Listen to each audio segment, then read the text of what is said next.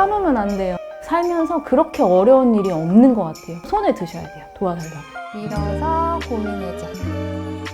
네, 안녕하세요. 저는 공인노무사 이메인이라고 하고요. 현재 이제 노무법인 세울에서 이제 노무사로 활동을 하고 있고, 개인적으로는 한국노동안전보건연구소에서 선전위원으로 활동을 하고 있습니다. 프리랜서, 정규직, 계약직 다 어떤 차이가 있나요? 뭐가 더 좋고 나쁜 게 있는 건가요?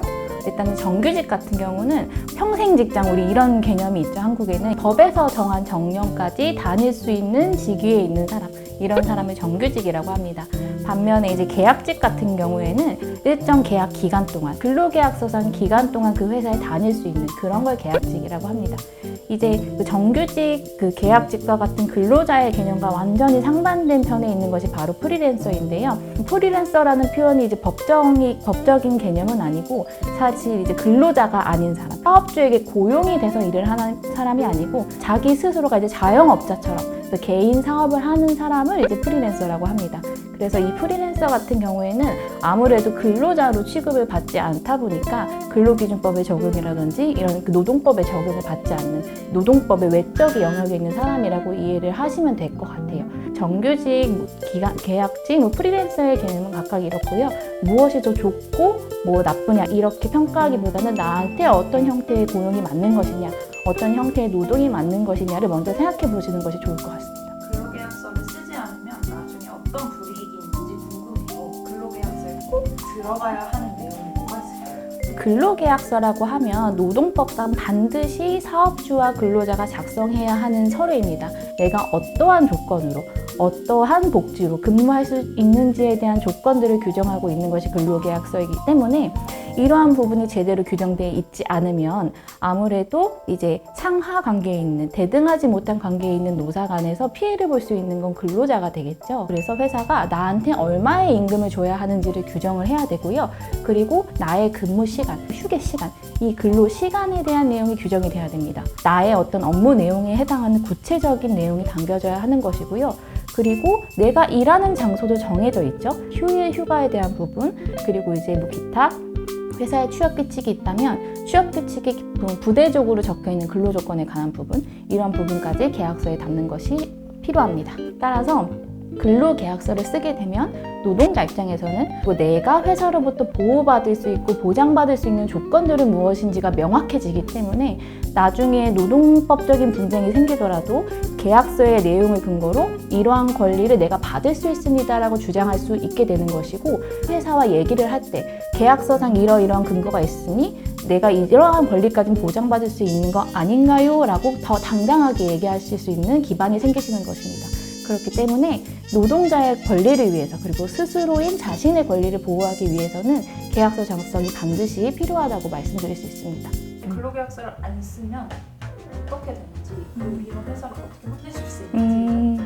우리 법에는 500만 원 이하의 벌금에 처할 수 있다고 규정되어 있는데요. 노동자가 노동청에 가서 우리 회사가 근로계약서를 써주지 않아요 라고 진정을 제기하실 수 있습니다. 근데 만약에 근로계약서 작성을 지속적으로 거부한다거나 안 써준다거나 라고 하면 노동청에 가셔서 민원을 제기하시면 됩니다. 하루에 많게는 16시간, 길게는 21시간까지 일하는데 점심시간을 제외한 시간도 최저시급을 받고 있습니다. 주휴수당은 3번 정도 되나요? 주휴수당 같은 경우에는 우리 회사에 근로자가 몇 명이냐라고 상관없이 내가 한 주에 15시간, 한 달에 이제 60시간 이상 근무할 수 있는 근로자라고 한다면 주휴수당 주세요라고 요구할 수 있는 것이고요. 근로자가 자기 출근일에 열심히 일을 했다고 하면 회사가 하루에 유급 휴가를 줘야 돼 라고 의무적으로 한 주마다 부여해야 되는 휴일이 주휴일인 것이고, 그 날에 지급되는 내가 쉬어도 받을 수 있는 그 수당이 주휴수당인 것입니다. 사업자가 빨간 날에 근로자를 꼭 쉬게 해줄 수 있는 어떻게 해야 되나요? 예전에는 맞았고 지금은 아닙니다. 근로기준법상에 근로자가 유급으로 쉬어야 된다고 정한 날이 있어요. 그게 이제 우리가 일주일에 한 번씩 부여받는 주휴일, 그리고 근로자의 날이 있고요. 그리고 우리 달력을 보면 빨간 날 있잖아요. 전공서의 공휴일에 관한 법률에 따라서 유급휴일로 부여되는 법정 공휴일은 근로기준법상 유급휴일에 해당합니다. 그래서 정리를 하면 주휴일, 근로자의 날, 빨간 날 이렇게 될 수 있겠고요. 다만 이제 이 빨간 날, 관공서 공휴일 같은 경우에는 얼마 전까지만 해도 사실 노동법상 유급휴일이 아니었어요. 공무원만 쉬는 날이었어요.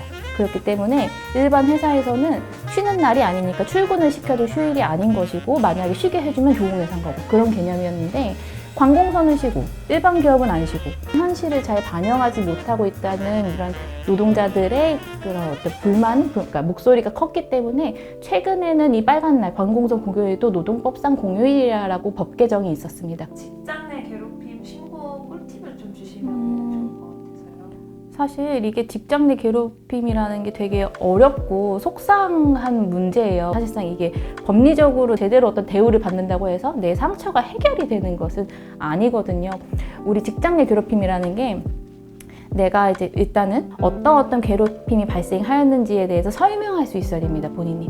그렇기 위해서 당연히 내가 그 괴롭힘을 당했다는 사실에 대한 문자, 카톡, 녹취 이런 게 있으면 너무나도 좋은 것이고 없을 수도 있어요. 내가 언제 괴롭힘을 당할 줄 알고 그거를 다 녹음을 하고 다니고 그럴 수는 없기 때문에 만약에 이렇게 구체적인 증거 체증이 좀 어려운 상황이라고 한다고 하면은 내가 괴롭힘을 당했을 때 그런 사실을 나의 직장 동료나 정말 친한 친구한테 내가 오늘 회사에서 김 부장한테 이런 일을 당했고 김 부장이 나한테 뭐라고 했고 그래서 나의 감정이 어떠했어 라는 식으로 구체적으로 좀 이제 얘기를 남겨둔다거나 본인 스스로가 일기를 작성하는 겁니다. 그래서 언제 어디서 누가 나에게 무슨 괴롭힘을 했는지 이런 식으로 개인적인 어떤 자료를 체증하시는 것도 도움이 되세요.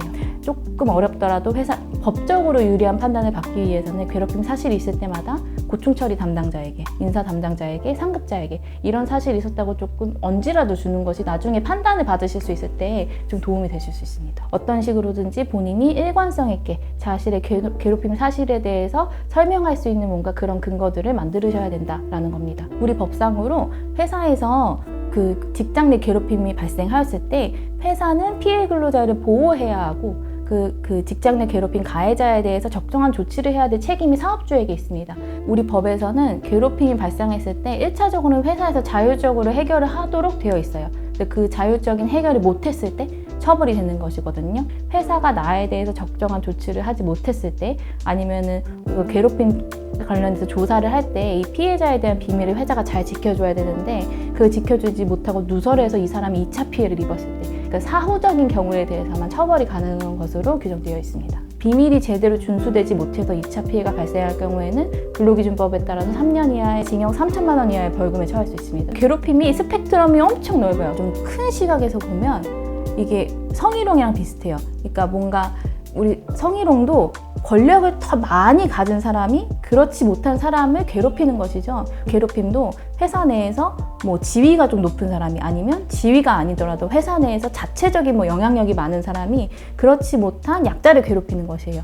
그렇기 때문에 조직의 입장에서 봤을 때는 이런 문제를 개인 간의 문제를 대응해서는 안 되고 우리 조직 내부에 뭔가 보이지 않는 어떤 왜곡된 뭐 질서들이 있나? 왜곡된 잘못된 문화들이 있나? 이런 걸 점검해야 되는 계기가 되는 것입니다. 피해자들을 구제해 주면서 조직의 잘못된 문화들을 바로잡는 것도 필요합니다. 참지 않았으면 좋겠는 거예요. 네, 참으면 안 돼요. 저도 노동자로 누구한테 고용돼서 노동자로 일해 봤지만 내가 당하고 있는 부당함에 대해서 말하는 것이 정말 어려워요. 그러니까 살면서 그렇게 어려운 일이 없는 것 같아요. 노무사로서 일을 하다 보니까 내가 가만히 내 입을 열지 않고 가만히 있으면 나를 도와줄 사람은 없더라고요.